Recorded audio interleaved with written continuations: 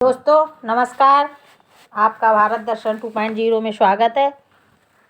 जैसा कि मैं अभी तक कभी भी लाइव नहीं आई हूँ आप लोगों के सामने, आज पहली बार मैंने ज़रूरत महसूस की तो मैं आप लोगों की मदद करने के लिए आई हूँ। मेरा आज 24 तारीख को सेकेंड मीटिंग में KBS PRT का पेपर था, मैं देने गई थी। तो पेपर का एक पैटर्न है जो लोग यूट्यूब पे कुछ है कुछ भी ना कहीं, ऐसी बात नहीं है कि पेपर कठिन है, मैथ है जैसी बहुत सरल आ रही है, ठीक है। मगर यदि आपको सब्जेक्ट का ज्ञान नहीं है, अगर आपने उसको पढ़ा नहीं ना सही से, तो आप कर नहीं पाएंगे कोई भी चीज़। तो पहली बात तो एक ये है, जैसे कुछ क्वेश्चन है वाकई में पूरे पेपर में ट्रेंड कर रहे हैं और वो क्वेश्चन सही नहीं आ रहे हैं निकल के बाहर। कोई कुछ बता देता है, कोई कुछ। मैं खुद यूट्यूब पे एनालिसिस करके गई थी, फिर भी पकड़ नहीं पाई। जब मैंने वहाँ देखा तो कुछ और ही था। तो सबसे पहले तो जो 2022 में 22 भाषाएं होती हैं, तो उसमें पुरस्कार वितरण किया गया है। तो उसमें 21 तारीख को हिंदी का पूछा गया था, ठीक है, फर्स्ट शिफ्ट में। सेकेंड शिफ्ट में भी हिंदी का पूछा गया और इसके बाद में 22 तारीख को जो पेपर हुआ है उसमें संस्कृत का पूछा गया था। पर आज जब मैंने पेपर दिया उसमें संथाली भाषा का पूछा गया था। मैं जबकि हिंदी, इंग्लिश, संस्कृत, उर्दू 4 याद करके गई थी, इसमें ये फंसा नहीं। संथाली भाषा का क्वेश्चन था, सेम टू सेम बता रही हूँ आप लोगों को। संथाली भाषा का साहित्यिक पुरस्कार 2022 किसे दिया गया? 4 ऑप्शन थे, ऑप्शन तो मुझे याद नहीं है। और गुजरात में फिल्म उत्सव हुआ था, उसमें दिया था कि कौन सा पुरस्कार दिया गया, 4 लोगों के नाम थे। एक क्वेश्चन जो फंस रहा है रीजनिंग का है, जबकि वो मैथ में फंस रहा है। मैथ में था वो क्वेश्चन, ये था कि 27 दिसंबर 2022 को सोमवार था, तो 21 मार्च 2023 को कौन सा दिन होगा। ये 21 तारीख को भी ये क्वेश्चन आया था, डेट अलग थी उसमें, 19 मार्च दिया गया था। 19 मार्च को सोमवार था, तो अगली डेट को ही पूछी गई थी।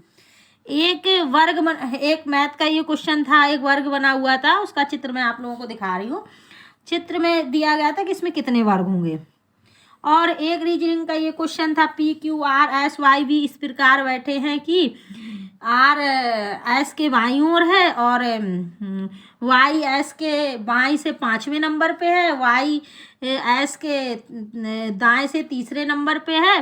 तो बताइए R किस स्थिति में होगा। इस तरह का क्वेश्चन था, जो कि मेरे को बहुत अच्छी रीजनिंग मैथ आती है, फिर भी मेरे को 5 मिनट लग गया था करने में। तो लोग बोलते हैं आसानी से कि तुरंत हो जाएगा, तुरंत हो जाएगा, ऐसा नहीं है। यदि आप अच्छे से नहीं किए हुए बिल्कुल भी, तो कतई नहीं होगा। आप वहाँ पे अच्छे लोग नहीं कर पाते।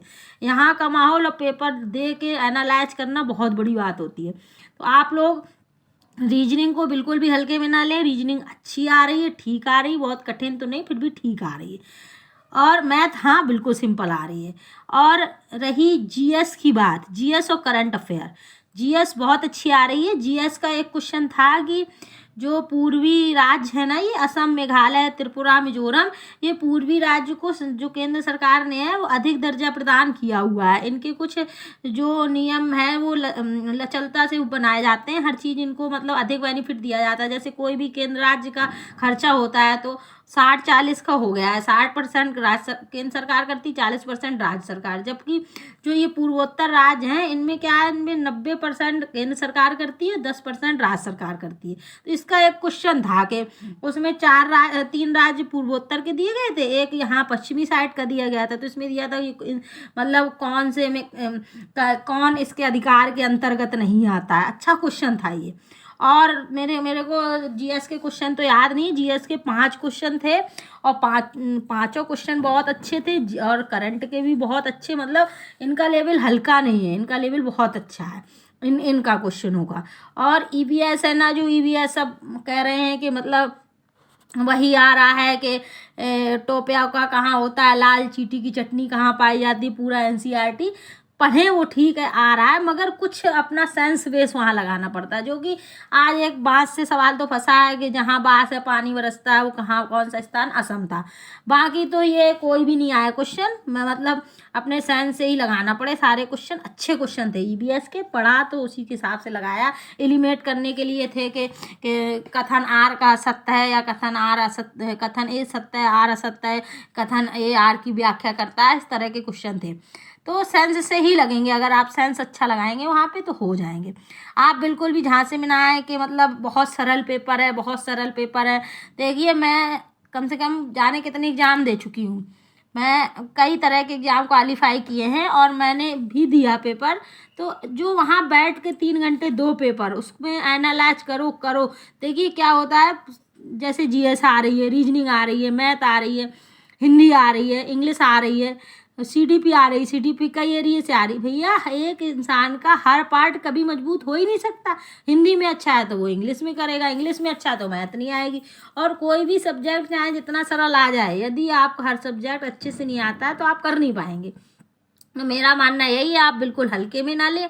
हल्का पेपर आ रहा है, पर अगर आप हल्के में नहीं लेंगे तो वहाँ अच्छा कर पाएंगे, बेस्ट कर पाएंगे। और यदि आपने हल्के में ले लिया, जैसे मैंने बताया रीजनिंग बहुत बिल्कुल हल्की नहीं है।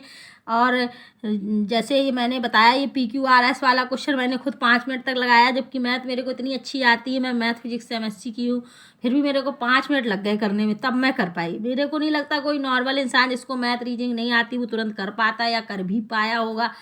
और मेरा मानना यही है कि GS करंट अफेयर बहुत अच्छी आ रही है। ये 22 भाषाओं में जो अवार्ड मिले हैं ना, ये आप 22 का जरूर याद करके जाएं। तीसरी बात ये है, जो रिमझिम का किताब में यूट्यूब पे इतना वो कर रहे हैं कि 1-2 पार्ट के लेके आ रहे हैं और बता रहे हैं, हम आपको ईमानदारी से बताएं, आप NCERT ऐप डाउनलोड करिए और उसमें कक्षा 1 की रिमझिम की किताब, कक्षा 2 की रिमझिम की किताब, कक्षा 3 की रिमझिम 5 तक दी गई है। आप जितना पढ़ सकते हैं शांतिपूर्वक, उसमें लेखक के नाम भी दिए गए, उनके पाठ पढ़िए, उसके पाठ के 20 से क्वेश्चन। जैसे एक एक एक था, मैं पाठ पढ़ के गई थी, मेरे को पता चल गया था, मैं NCERT की किताब से। आप 20 मिनट का यूट्यूब का वीडियो देखेंगे, उसमें वो 2 पार्ट में बताएंगे, और आप अगर 20 मिनट NCERT से पढ़ लेंगे तो कम से कम एक किताब के 8-10 पार्ट हो जाएंगे। 8 तो इस तरह का क्वेश्चन था कि किस पाठ में लोमड़ी बैल और शेर साथ में है। तो अगर आप पाठ पढ़ के जाओगे तो उसमें कोई कठिन है ही नहीं है, तो आपको बिल्कुल समझ में आ जाएगा। एक है पार्ट, उसमें साइसी एक कोई है, उसकी बीवी का नाम है, पता नाम तो मेरे को याद नहीं आ रहा, उस पार्ट में ये तीनों हैं। तो मैं पढ़ के गई थी, तो 7 क्वेश्चन आते, साथ में मैंने 4-5 कर लिए, क्योंकि लेखक क्या है कि जैसे कक्षा 1 है, कक्षा 1 में 27 पाठ हैं, 2 में 18 हैं, ऐसी 3 में 14-15 हैं, ऐसी। तो इतने ज़्यादा लेखक 2 दिन 3 दिन में याद कर पाना हमें तो नहीं लगता पॉसिबल है। तो पॉसिबल क्या है, आप पाठ पढ़ लीजिए, पाठ में कविता है, कहानी, वो पढ़ लोगे, कभी भूलेगा भी नहीं। और जितना हो सके कक्षा 1 से कोई भी नहीं क्वेश्चन आया है, मैंने कक्षा 1 की 27 पाठ पूरे पढ़ के गई थी। 3 से आया है, 4 से आया है और 2 से भी आया, तो 3, 4, 2, 5 के आपके जितने पार्ट हो जाए। मैंने 1 घंटा में एक क्लास की किताब की पूरी NCERT पढ़ ली थी ऐप से। आप 3-4 घंटे लगाएंगे तो मुझे नहीं लगता कि 2, 3, 4, 5 की पूरी किताब पढ़ लेंगे। और उससे साथ में आपके 5 क्वेश्चन मैं गारंटी से कहती हूँ सही हो जाएंगे। आप इस पर एक्स्ट्रा एफर्ट लगाइए और बिल्कुल भी झांसे में नहीं आए कि एकदम सरल पेपर आ रहा है। आप पढ़ के जाइए और लास्ट समय तक अपना पॉजिटिव सोचिए, अपना अच्छा करके आइए, बेस्ट से बेस्ट होगा। सरल कहना और करना बहुत अलग बात होती है। और आप लोगों की सुविधा के लिए मैं नई नई जानकारियाँ और एनालिसिस आपके लिए लाते रहेंगे, और आप इस चैनल से जुड़ने के लिए सब्सक्राइब करें, और आगे की जानकारी हमेशा आपको मिलती रहेगी। अभी हम आगे वीडियो कट ऑफ क्या जाएगा उसके बारे में बनाने वाले, तुरंत जल्दी से जल्दी डालेंगे।